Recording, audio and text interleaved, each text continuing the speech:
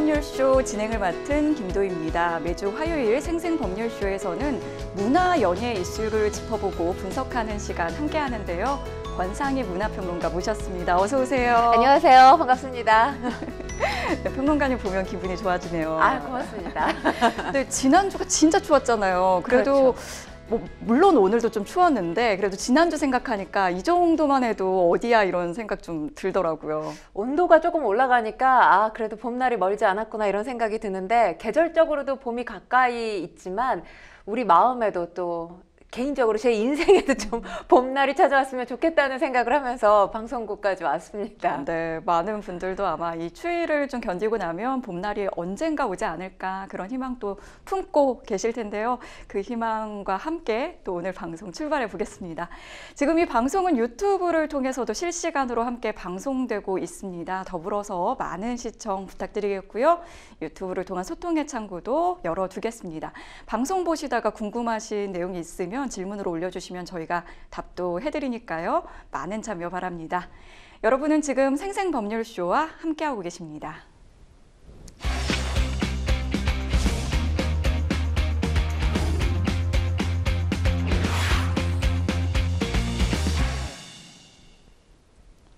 첫 코너는 생생코멘트입니다. 생생코멘트는 각 분야에서 화제가 되고 있는 인물들과 이슈를 주제로 그 말을 하게 된 배경과 의미를 다양하게 풀어내는 코너인데요. 매주 화요일에는 문화 연예 분야에서 나온 날렵한 코멘트 분석해보고 있습니다. 자, 오늘의 첫 번째 생생코멘트, 누구의 어떤 말인지 함께 보시죠. 노숙 생활하다 죽을 수 있겠다 싶어.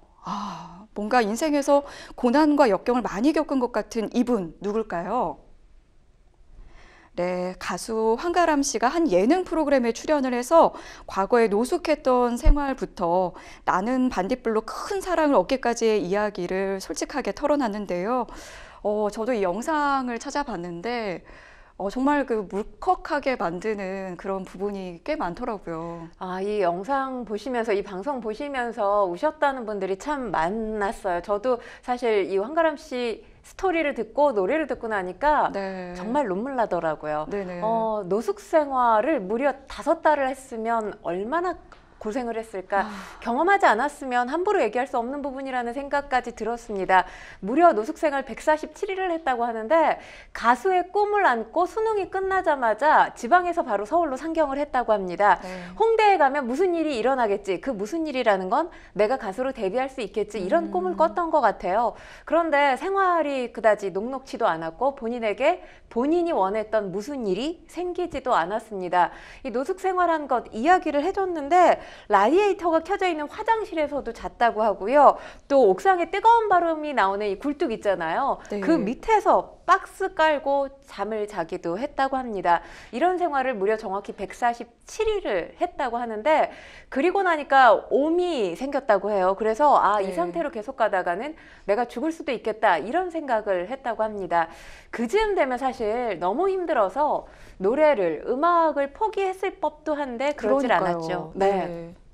사실 주거 공간을 구했으면 좀 더 편하게 살 수 있었을 텐데 주거 공간 대신 만약에 살 수 있는 집을 구했다면 노래 연습하기가 힘들잖아요. 노래 연습하기 위해서 살기에는 힘들죠. 창고를 구했다고 합니다. 이곳에서 노래 연습을 계속했다고 그러고요.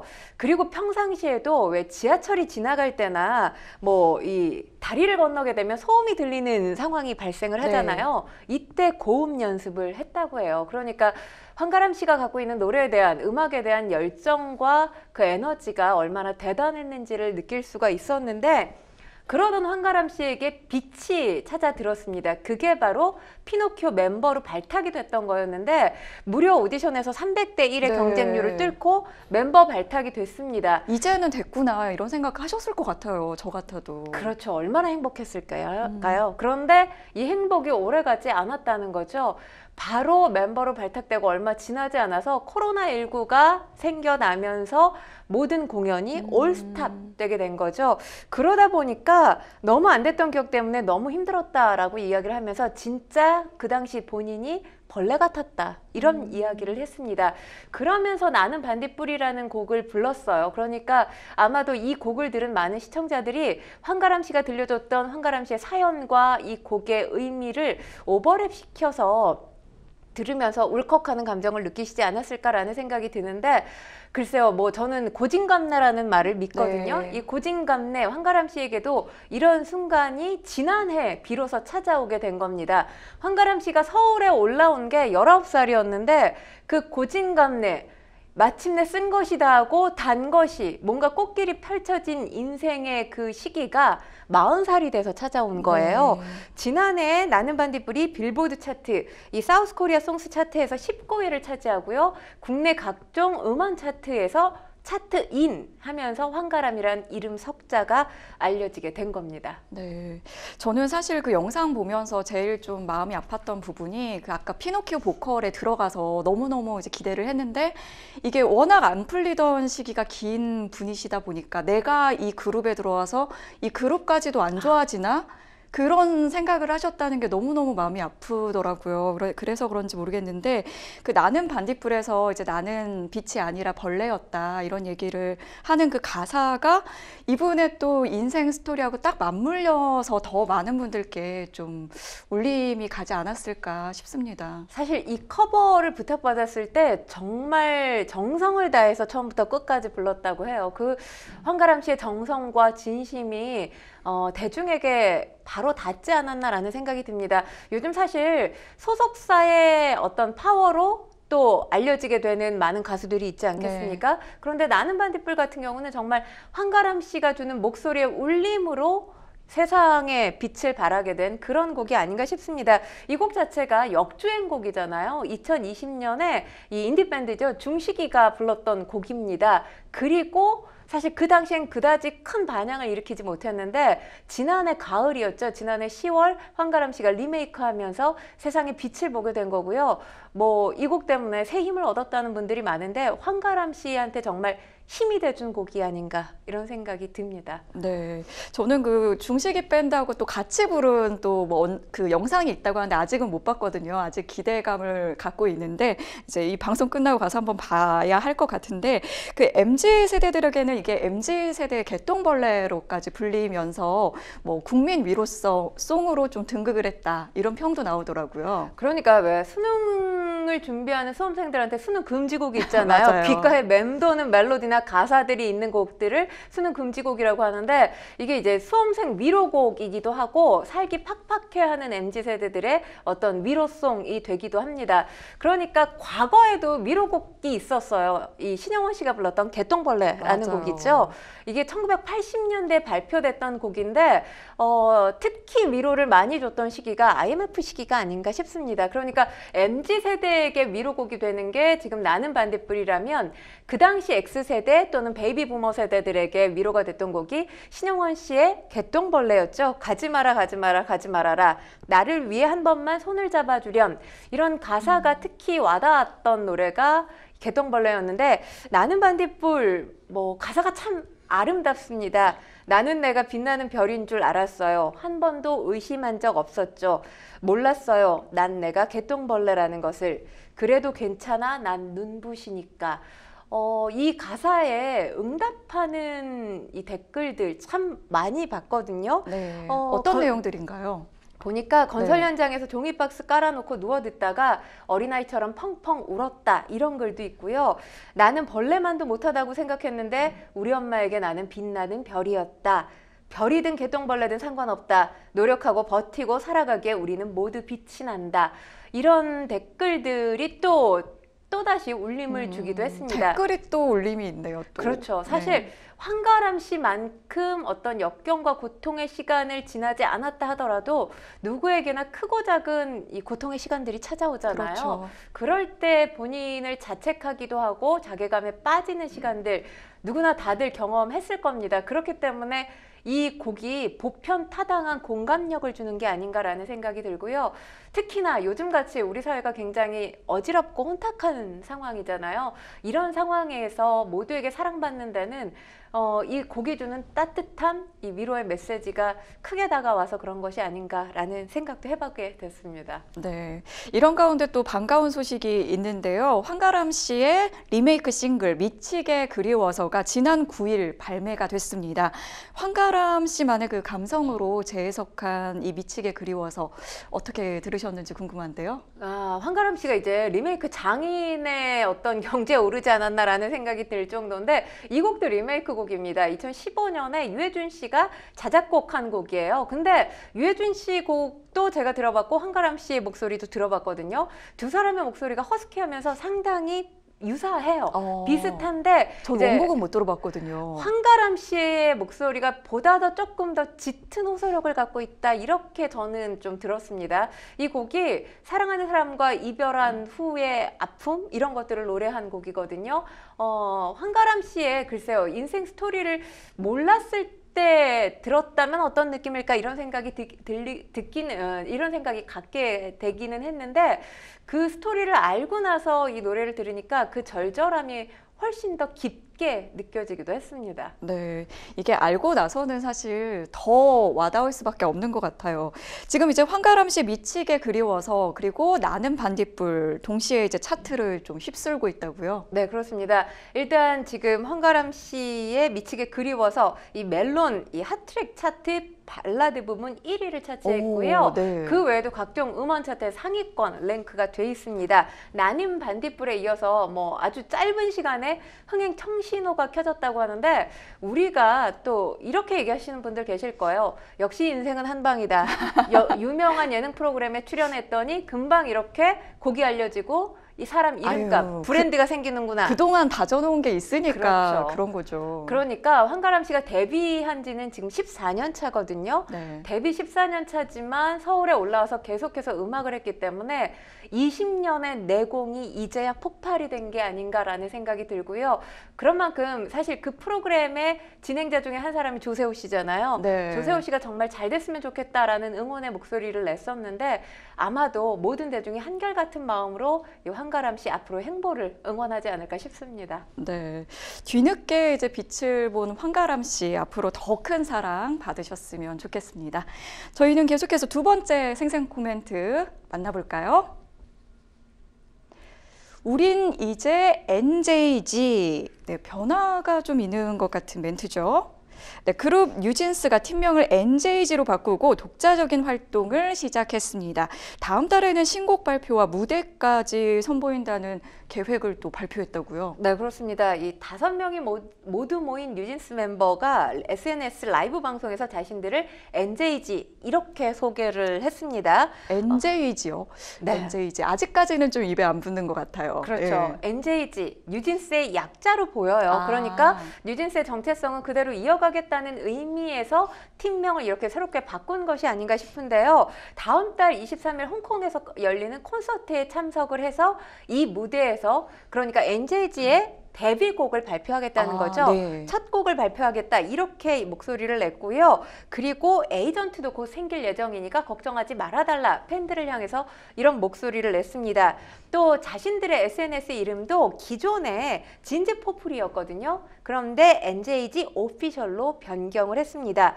지난해 12월이었죠. 그러니까 기획사인 어도어가 본인들을 보호할 의지가 없다라고 하면서 전속계약 해지 선언을 한 지 약 2달 반 만의 일입니다. 네, 근데 아직까지 좀 뭐 분쟁이 이제 본격화된다는 기사도 나왔고 이제 좀 해결이 안 된 문제들이 있는 만큼 어도가 어떤 입장을 보였을지 좀 궁금한데요. 일단 처음에 이렇게 팀명이 바뀌었다라고 했을 때 어도어의 첫 반응은 매우 안타깝게 생각한다라고 하면서 모든 오해를 풀고 논의할 준비가 돼 있다. 뭔가 이 뉴진스에게 다시 돌아와달라 이런 제스처를 취한 것으로 보였습니다. 네. 그런데 어제 달라졌죠. 전속계약 해지는 팀원들의 일방적인 주장일 뿐이고 전속계약은 원래대로 2029년 8월까지 유효하다. 이렇게 목소리를 냈습니다. 그러니까 계속해서 전속 계약이 유지되고 있는 상황이라는 거죠. 다시금 뉴진스 멤버들과 대립각을 세웠다고 볼 수 있는 부분이고요. 그리고 언론사 기자들에게 기사를 작성할 때 공식 팀명인 뉴진스를 계속해서 사용해달라 이렇게 요청하기도 했습니다. 그런데 지금 NJG라고 멤버가 팀명을 바꾼 네. 뉴진스 멤버들 역시 입장을 선회할 가능성은 없어 보입니다. 이 어도의 요청 이후에 이 뉴진스 측은 NJG로 공개한 SNS를 통해서 NJG 이니셜을 강조한 영상을 게재했는데 이 NJG를 눈, 코, 입으로 형상화한 토끼를 시작해서 각 멤버들을 나타내는 동물들이 있습니다. 곰, 수달, 강아지, 고양이, 햄스터로 이 형상화한 이 토끼 캐릭터가 변하게 되거든요. 아, 그럼 기존에 약간 버니스의 어떤 변형같이 좀 만든 걸까요? 그렇죠. 그런데 이제 이 해석을 두고 네. 이 어도어 측의 주장에 반박한 거다 이런 목소리가 나오고 있습니다. 그렇군요.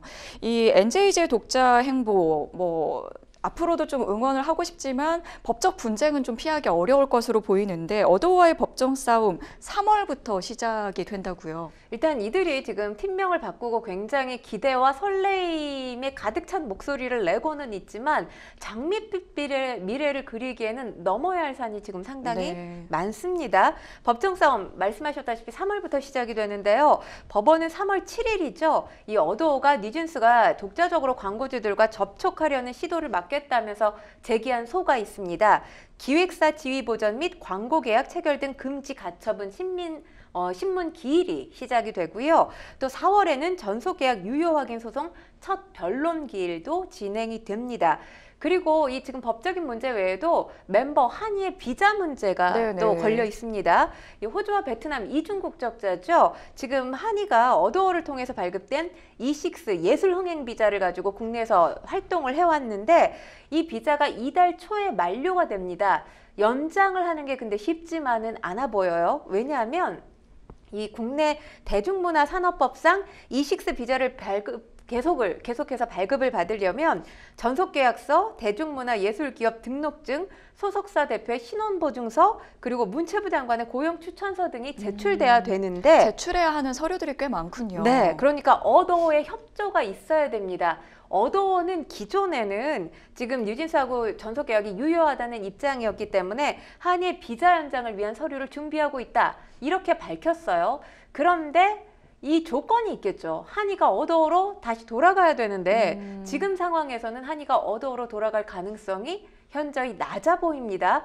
그렇기 때문에 어도어가 지금 뉴진스 멤버들과 대립각을 세우고 있는 만큼 비자 연장에 협조해줄 가능성 역시 낮아 보이는 게 현실이죠. 그리고 지금 아까도 제가 초반에 말씀을 드렸지만 새로운 에이전트와 일할 계획이라는 네네. 취지의 목소리를 네네. 냈어요. 어도어가 아니라 만약에 다른 기획사와 계약을 체결하게 된다면 전속계약 위반으로 또다시 소송의 사이즈가 커질 가능성도 있습니다.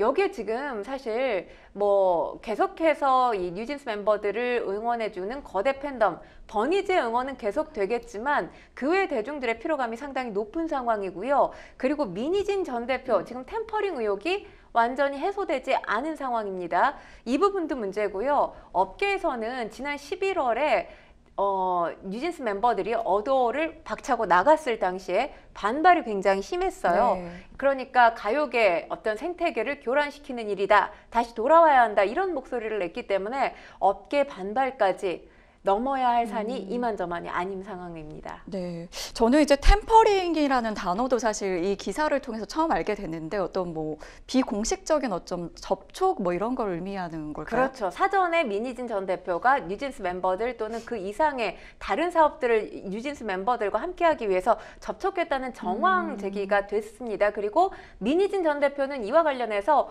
부인하고 있는 상황이기는 합니다만 정확하게 어떤 자료를 내놓고 부인을 한 건 아니기 때문에 네. 이와 관련해서도 소송이 이어질 가능성 배제할 수가 없습니다. 네, NJG로 재데뷔를 선언한 뉴진스의 미래 어떻게 또 예상을 하시나요? 일단 가처분 신청에 대한 판결 이르면 다음 달에 나올 수 있다라는 관측이 나오고 있습니다. 만약에 법원이 기획사 지위를 일단 보전하도록 결정을 한다면, 그러니까 어도어의 손을 들어주게 된다면 NJG로 팀명을 바꾸고 독자 노선을 하려고 했던 뉴진스 멤버들의 행보가 꼬일 수밖에 없는 상황이죠. 법적인 판단 지켜봐야 되겠습니다. 왜냐하면 저희가 지난해 관련 이야기들을 진단했을 때 법조계에서도 의견이 분분했습니다. 네네. 뉴진스의 손을 들어줄 것이다, 어도의 손을 들어줄 것이다. 분분했던 만큼 이와 관련해서는 좀 더 지켜봐야 될 것 같고요. 그리고 일단 지금 NJG, 아까도 제가 정체성을 그대로 이어가는 의미에서의 팀명 변경이라는 취지의 말씀을 드렸는데, 하지만 이들을 서포트해줄 에이전시가 바뀌게 된다면 이들이 그동안 유지해왔던 어떤 그룹의 색깔, 음악 색깔이 바뀔 가능성도 있잖아요. 이와 관련해서도 아직 공개가 되지 않았기 때문에 뭐라고 예단하기는 어렵지만 대중들에게 얼마나 소구력이 있을지도 지켜봐야 될 것 같습니다. 네, 이 K-팝 미래와도 좀 직결된 사안이기도 하고 굉장히 좀 상징적인 부분이 있어서 앞으로도 좀 추후 결과를 좀 지켜봐야 할 것 같습니다. 자, 이어서 세 번째 생생 코멘트 만나보시죠. 영원히 사랑해. 굉장히 좀 로맨틱한 멘트인데요. 이 이야기는 바로 클론의 구준엽 씨의 사연입니다. 얼마 전에 안타까운 사별을 맞이했다는 소식이었는데요. 사실 그 전에도 이제 두 사람이 이 재회를 했던 그 사연이 굉장히 구구절절해서 아름답고 이제 그런 사연으로 계속 이어지길 바랬었는데, 처음에 들었을 때는 이게 정말 약간 가짜 뉴스가 아닌가 싶더라고요. 사실 가짜 뉴스였으면 좋았을 소식이 가짜 뉴스가 아니었죠. 사실 두 사람이 1998년에 열애를 했었는데 네. 그 당시에 이제 기획사가 반대를 하기도 했었고, 두 사람 거리가 먼 장거리 연애를 했잖아요. 여기에서 오는 어려움 때문에 열애 1년 만에 헤어지게 됐습니다. 그리고 20여 년이 지나서 구준엽 씨가 이혼을 했던 서희원 씨에게 다시 연락을 하면서 두 사람이 2022년 부부의 연을 맺게 됐는데, 네. 부부의 연을 맺은 지 3년 만에 서희원 씨가 세상을 떠나게 됐죠. 그러니까 이들의 열애 과정, 그리고 만남, 결혼, 이별까지가 모두 영화 같은 스토리인데, 이 영화 같은 스토리가 아름답게 계속해서 이어졌으면 하는 바람을 아마도 모두가 가지셨을 텐데, 굉장히 비극 중에 너무나 큰 비극이죠. 더할 나위 없는 슬픔으로 구준엽 씨에게 지금 다가간 시간들이기 때문에 이 시간들 대중들도 상당히 위로를 보내고 있는 것으로 알려져 있습니다. 네, 구준엽 씨가 굉장히 행복해했던 그런 과거 영상들이 나올수록 참 마음이 좀 아픈데요. 구준엽 씨는 자신의 SNS에 영원히 사랑해라는 문구와 함께 슬픈 선율의 피아노 연주곡을 게시를 했습니다. 이 고인이 된 아내를 향한 이제 그리움을 연주로 좀 표현한 것 같은데요. 그러니까 지난 8일이었죠. 결혼 3주년이었습니다. 그러니까 결혼 3주년을 며칠 앞두고 서희원 씨가 이 세상을 떠나게 된 거죠. 영원히 사랑해라는 건 서희원 씨에게 보내는 작별 인사가 아니었을까 싶습니다. 직접 피아노 연주를 한 것으로 알려져 있는데, 또 구준엽 씨 하면 떠오르는 인물이 클론으로 함께 활동을 했었던 40년 우정이 빛나는 이 강원래 씨인데, 두 사람이 주고받은 카톡 내용도 공개가 됐어요. 강원래 씨가 지난 4일 구준엽 씨에게 무슨 말이 위로가 되겠냐, 마음 잘 추스리고 건강 잘 챙겨라, 이런 메시지를 보냈고요. 여기에 구준엽 씨가 고마워 원래야, 잘 견뎌볼게, 통화하면 울 것 같아서 그냥 카톡 보낸다, 이렇게 답을 하기도 했습니다. 지난 6일이었죠. 구준엽 씨가 SNS를 통해서 지금 저는 형언할 수 없는 슬픔과 고통 속에 창자가 끊어질 듯한 아픔의 시간을 지나고 있다. 어떤 말을 할 힘도 없고 하고 싶지도 않다. 이렇게 심정을 털어놨는데, 사실 지금 구준엽 씨를 괴롭히는 여러 가지 설왕설래들이 너무 많은 상황입니다. 그러니까요. 네. 정말 자신의 반쪽을 잃은 사람에게 그게 과연 할 수 있는 일인가, 이런 생각이 들기도 했습니다. 여기에 대한 반응이겠죠. 어떤 말을 할 힘도 없고 하고 싶지도 않다라는 것이요. 네. 그 강원래 씨의 그 카톡에 이제 답변을 하는 이렇게 그 순간에 얼마나 이제 꾹꾹 눌러서 마음을 담아서 보냈을까 싶긴 한데 참 이런 가운데 이제 서희원 씨의 동생 서희재 씨가 유품으로 보이는 머리핀을 공개를 했습니다.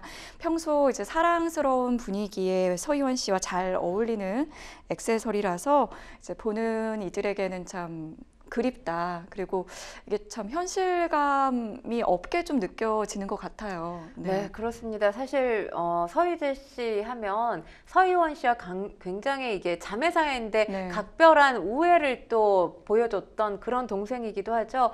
본인 SNS 스토리에 별도의 설명 없이 보여드렸던 머리핀 사진을 올려놨는데 이게 이제 서희원 씨의 유품이 아니겠느냐 이런 대중의 추측이 있어 왔습니다. 평소 이 서희원 씨 분위기가 굉장히 사랑스러운 분위기였잖아요. 네. 그것과 어울리기 때문에 보는 사람들, 사실 저 물품 하나 가지고도 상당히 안타까움을 드러내는 사람들이 많았습니다. 이 두 자매가 1994년부터 2003년까지 거의 10여 년에 가까운 시간 동안 걸그룹으로 네. 활동을 하기도 했습니다. 그리고 이 서희원 씨의 죽음과 관련된 소식이 전해졌을 때 가짜뉴스 아니냐 이런 보도가 또 있었거든요. 네. 이때 직접 본인의 소속사를 통해서 부고 메시지를 냈던 것도 서희원 씨의 동생이었던 서희재 씨였습니다. 네. 한편 이제 서희원 씨의 전 남편인 사업가 왕소비 씨 그리고 그의 어머니 장란이 이제 중국 대표 SNS 웨이보에서 무기한 퇴출됐다는 또 이 기사가 나왔는데 이건 또 어떤 내용인가요? 퇴출 이유가 너무 명확합니다. 고인과 유족을 존중하지 않고 허위 정보를 유포했다라는 이유로 두 사람이 퇴출된 겁니다. 네. 그러니까 특히 이 과거 시어머니였죠. 이 장난 씨가 구준엽 씨 등 유족이 고인의 유해를 들고 대만으로 귀국했을 때 라이브 방송으로 억대 수익을 올렸습니다. 네. 이 장난이 방송에서 서희원 씨의 죽음을 언급했고요. 이때 라이브 방송을 직접 시청한 시청자 수가 28만 명을 넘어섰는데 그때 벌어들인 수익이 우리 돈으로 약 2억 원여 원에 네. 가깝습니다. 그러니까 고인의 죽음을 돈벌이 수단으로 악용했다 이렇게 볼 수 있는 거죠. 그리고 고인과 유족에게 해를 끼치는 소문을 악의적으로 퍼뜨렸다는 비판이 대만 내에서도 쏟아졌습니다. 이 해당 사이트에서 네. 이 고인의 시어머니였던 장난, 이 상당한 규모의 상업 활동을 계속해서 이어갔다고 해요. 그렇기 때문에 지금 이 계정을 사용할 수 없게 되니까 이 사측에 소송을 제기해서 계정 복구를 시키겠다 이렇게 목소리를 내기도 했습니다. 그리고 전 며느리였던 서희원 씨에 대한 악의적인 루머, 그러니까 본인은 악의적인 루머라고 생각을 하지 않는 모양입니다. 본인이 그러니까 제대로 알지 못하고 퍼뜨렸던 실수였다 이렇게 해명을 하기도 했고요. 네. 전 남편인 왕소비가 자신의 어머니죠. 이 장난과 절연을 선언하기도 했습니다. 그런데 이와 관련해서도 지금 왕소비가 본인의 위챗 사이트에 이제 어머니와 절연하겠다, 다시는 만나지 않겠다 이런 메시지를 올렸거든요. 네. 그런데 대만 내 여론은 좋지 않습니다. 상당히 냉랭한 게 어머니와 절연을 할 거면 개인적으로 하면 되는데 거기에다가 이걸 공개적으로 한 건 일종의 쇼가 아니겠느냐라는 목소리들이 상당히 많은 상황입니다. 왜냐하면 지금 왕소비와 서희원 씨가 2021년에 이혼을 했거든요. 네. 그리고 서희원 씨가 구준엽 씨와 2022년에 재혼을 했고요. 왕소비도 2024년에 대만의 한 인플루언서와 재혼을 했습니다. 네. 재혼을 한 상황임에도 불구하고 이 전 시어머니인 장난이 라이브 방송을 통해서 서희원 씨, 구준엽 씨 불륜설을 제기하기도 했고요. 마약설을 제기하기도 했습니다.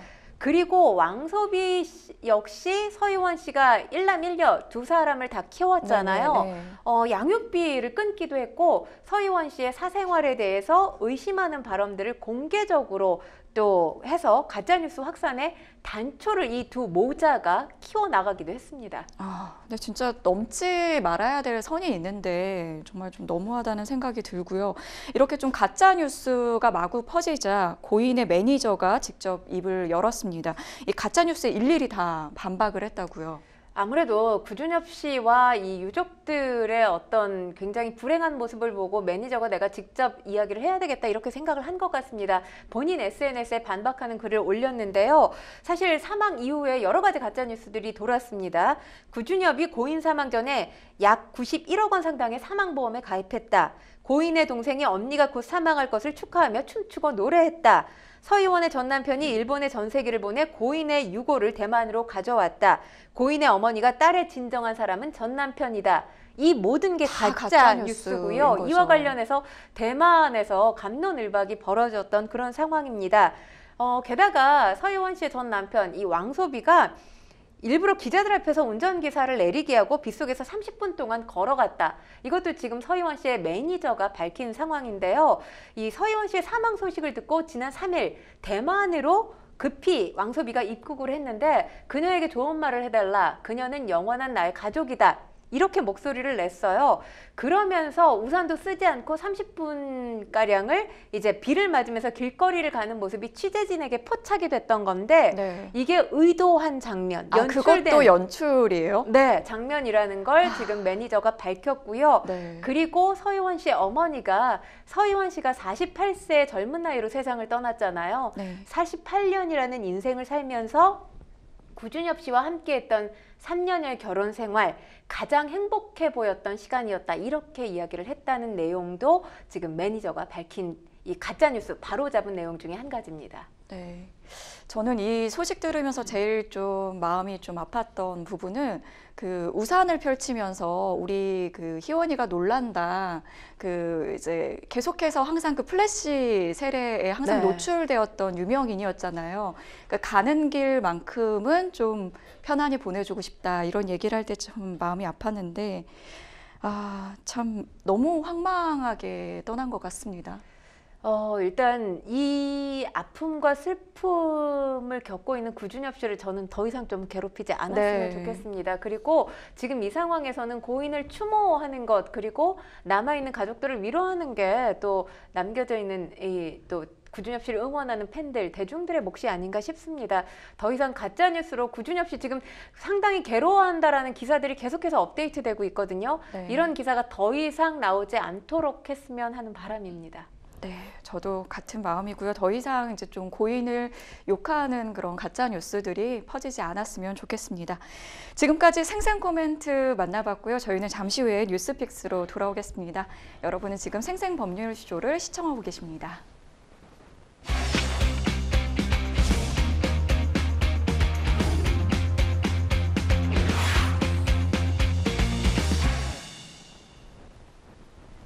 분야별 가장 핫한 소식을 집중 분석해보는 시간 뉴스픽스 시작합니다. 오늘 첫 번째 주제는 해뜰 날 들으며 하늘 무대로 떠난 가수 송대관 님입니다.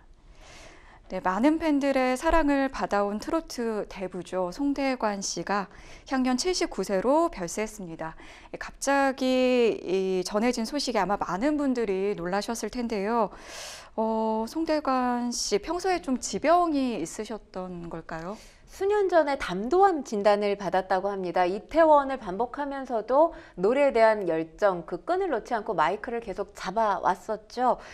지난 7일에 사인은 지금 심장마비로 밝혀졌는데 전날 몸이 좋지 않아서 급히 한 대학병원 응급실로 이송돼서 치료를 받았는데 끝내 세상을 떠나게 된 겁니다. 사실 최근까지도 이 스케줄이 있었다라고 하잖아요. 네네. 음악 프로그램에 출연하면서 건재한 모습을 보였는데 고인의 마지막 모습 오늘 16일과 내달 2일 전국 노래자랑에서 보실 수가 있습니다.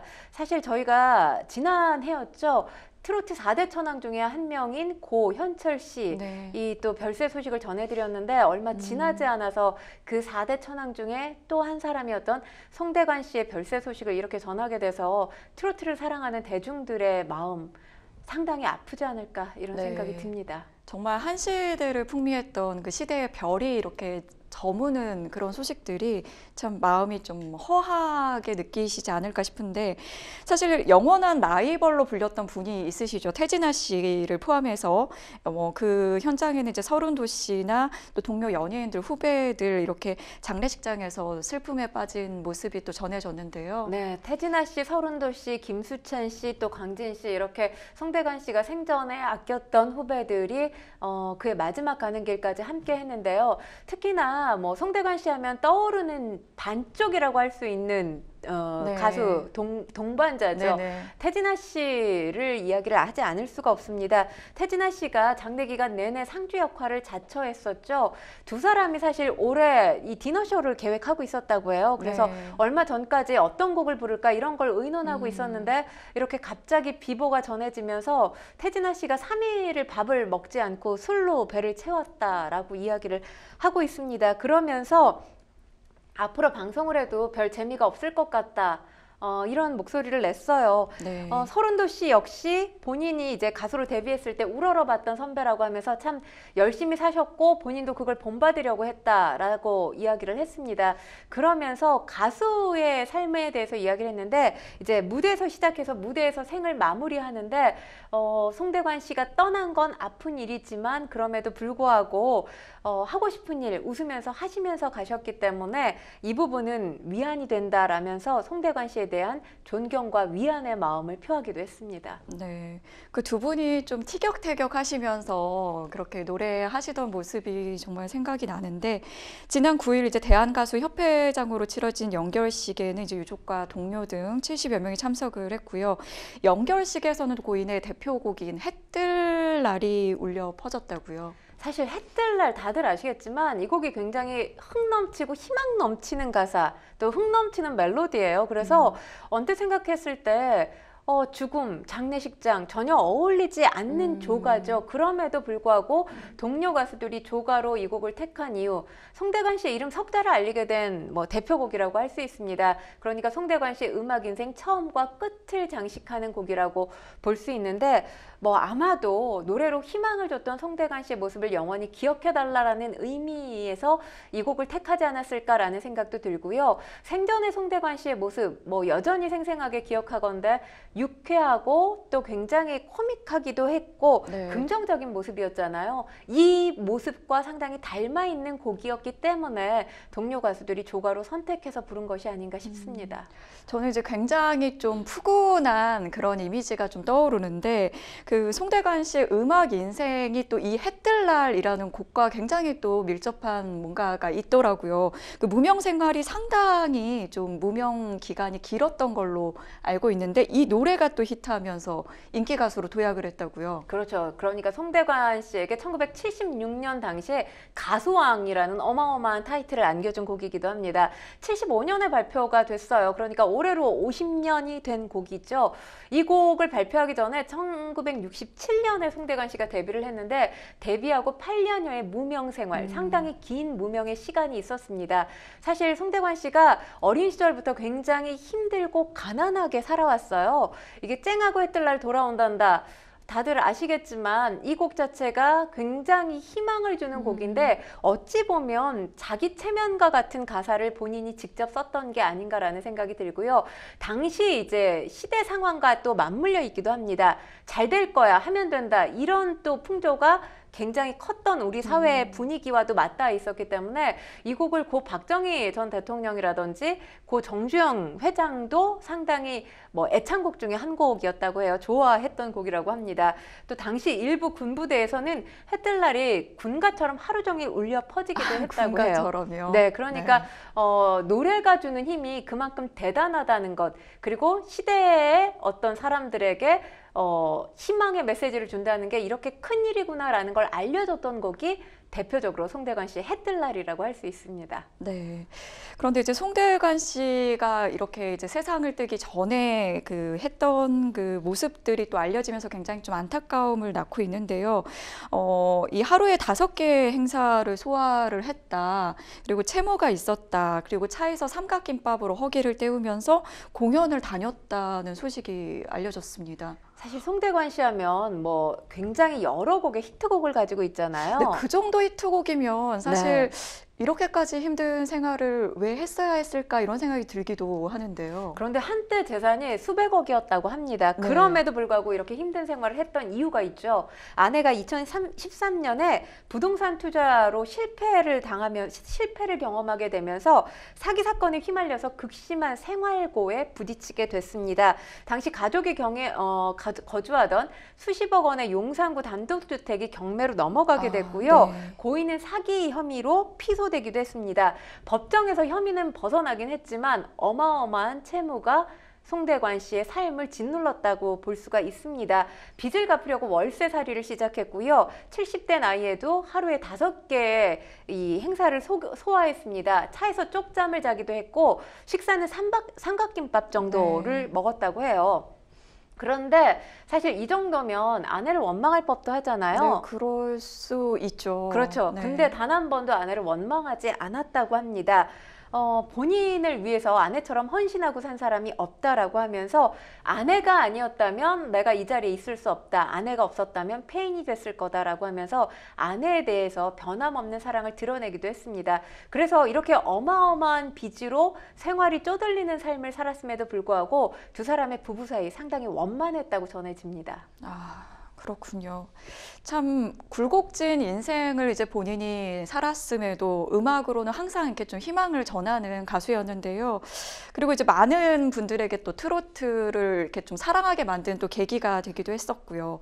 대중에게는 이제 정말 좀 친근한 가수로 기억이 될 것 같은데 평론가님께서는 또 어떻게 기억을 하시나요? 해뜰 날이 1970년대 당시 희망가 또 응원곡이었다면 그 이후에 미국에서 사업가로 살다가 다시 귀국을 했잖아요. 그 이후에 발표한 곡들 정 때문에 네가 뭔데 차표 한 장 고향이 남쪽이랬지 유행가 네 박자 이런 곡들 보면 화려한 기교는 없습니다. 하지만 소박하고 푸근하게 서민들을 아우르는 그런 가사, 그런 노랫말로 사랑을 많이 받았던 곡들이죠.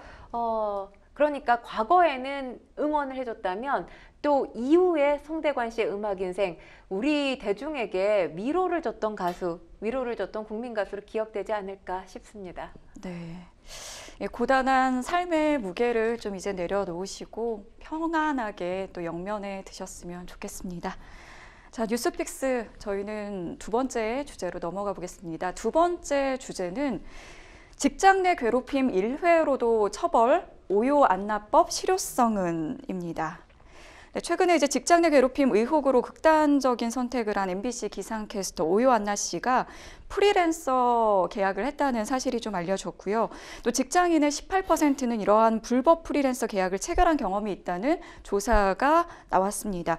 이 불법 프리랜서 계약 사실은 이제 노동법 적용을 피하기 위해서 무늬만 프리랜서인 계약을 좀 체결하는 거죠. 네, 그렇습니다. 관련해서 직장인 1000명을 대상으로 설문조사가 진행이 됐는데 이 관련 결과를 보면 이 조사에서 프리랜서 등 비근로 계약서 응답자 중에 약 65%가 사용자의 지휘 명령을 받으면서 일했다 이렇게 응답을 하고 있습니다.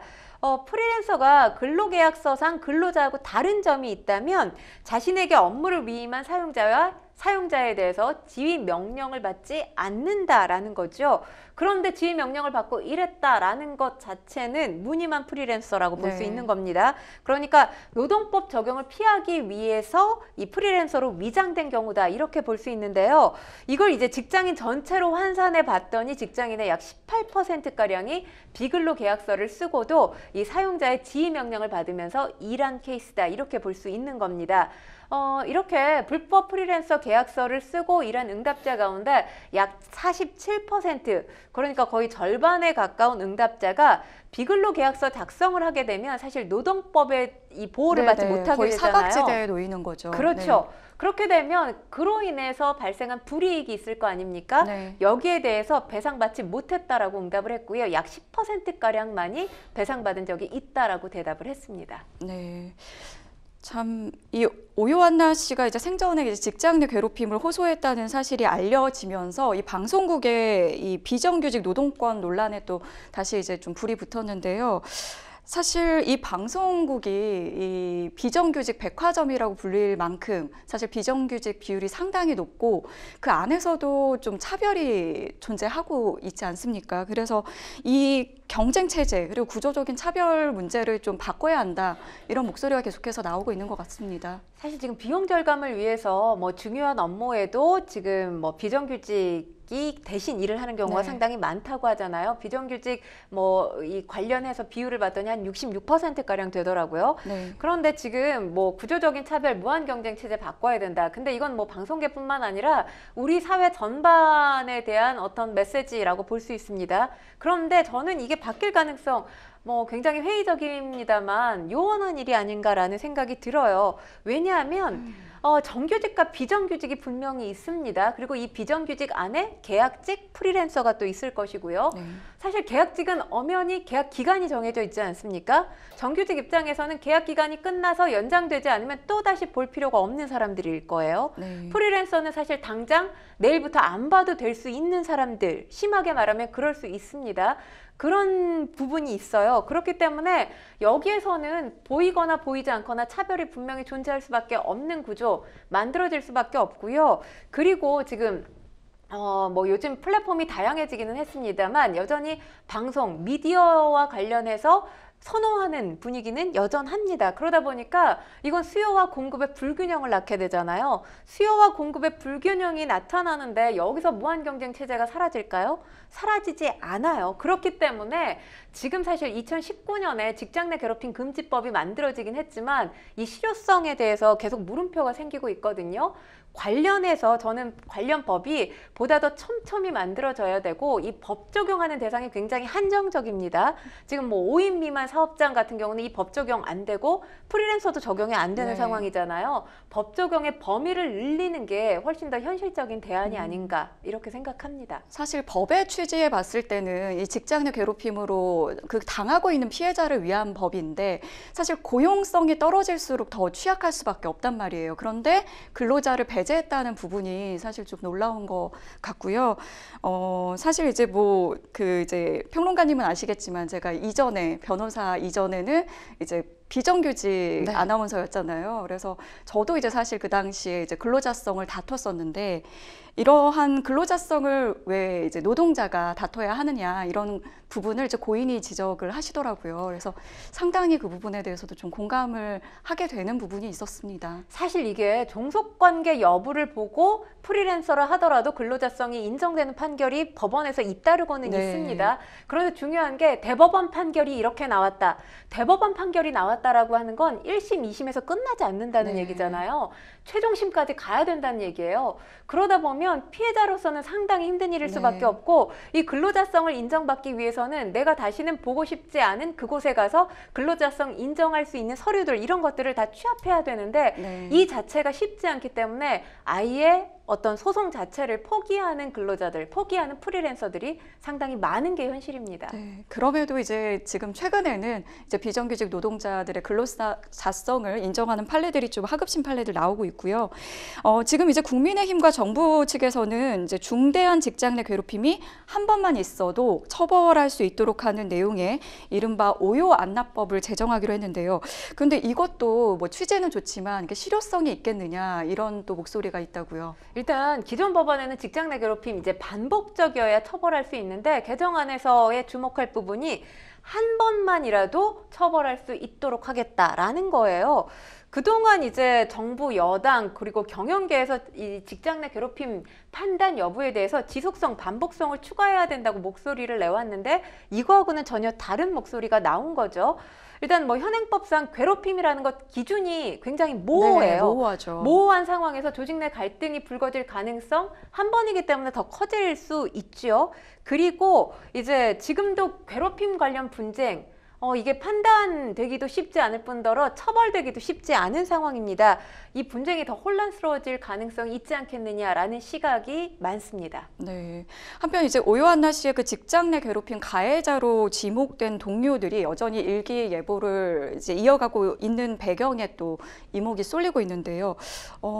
어떤 이유에서 이렇게 계속해서 방송을 하고 있는 걸까요? 일단 지금 진상조사위원회가 진행 중인 상황이고 또 본인들이 업무를 계속하겠다는 의지를 밝히고 있기 때문에 MBC가 이들에 대해서 섣불리 방송을 하지 못하게 할 경우에 이제 나중에 뭔가 또 다른 탄압으로 받아들일 가능성이 있기 때문에 상당히 조심스러워한다라는 입장을 취하고 있습니다. 하지만 중요한 건 이들이 업무를 계속하겠다는 의지보다 불특정 다수의 시청자가 이들을 보고 싶지 않다라고 하는 이 목소리가 훨씬 더 큰 상황 아닙니까? 어떤 것이 더 중요한지 방송사가 좀 판단을 해야 되지 않을까라는 생각이 듭니다. 네. 이 가운데 직장인 10명 중에 4명은 직장 내 괴롭힘을 경험한 것으로 나타났다라고 하는데 이게 뭐 거의 반에 해당하는 굉장히 높은 비율이거든요. 직장 내 괴롭힘 당했을 경우에는 뭐 어떻게 대처를 하면 좋을까요? 일단 가장 중요한 게 증거를 취합하는 겁니다. 피해를 당했을 당시를 녹음해 놓는 게 가장 좋고요. 만약에 그렇지 않다 하더라도 나중에 가해 대상을 찾아가서 사과를 받고 싶다라든지 그 당시 주고받은 내용이 있다면 이것도 증거가 될 가능성이 있습니다. 그리고 괴롭힘 관련해서 문자를 주고받은 경우도 있지 않겠습니까? 뭐 카카오톡 내용이라든지 이메일을 주고받았다면 그 내용 다 보존하시는 게 좋고요. 만약에 정신과 상담을 받았다든지 할 경우에 진료 내역서가 있지 않겠습니까? 이와 관련된 내용도 취합을 하는 게 좋습니다. 그리고 시간이 너무 많이 지나서 신고를 하게 되면 이게 사태 해결하는데 조금 시간이 더디게 걸릴 수 있기 때문에 바로 신고를 한다든지 조치를 취하는 것이 현명한 방법입니다. 네, 생생법률쇼 어느덧 마칠 시간이 다 됐는데요. 오늘 함께해 주신 권상희 평론가님 고맙습니다. 고맙습니다. 네, 저희가 준비한 소식은 여기까지입니다. 시청해 주신 여러분 고맙습니다.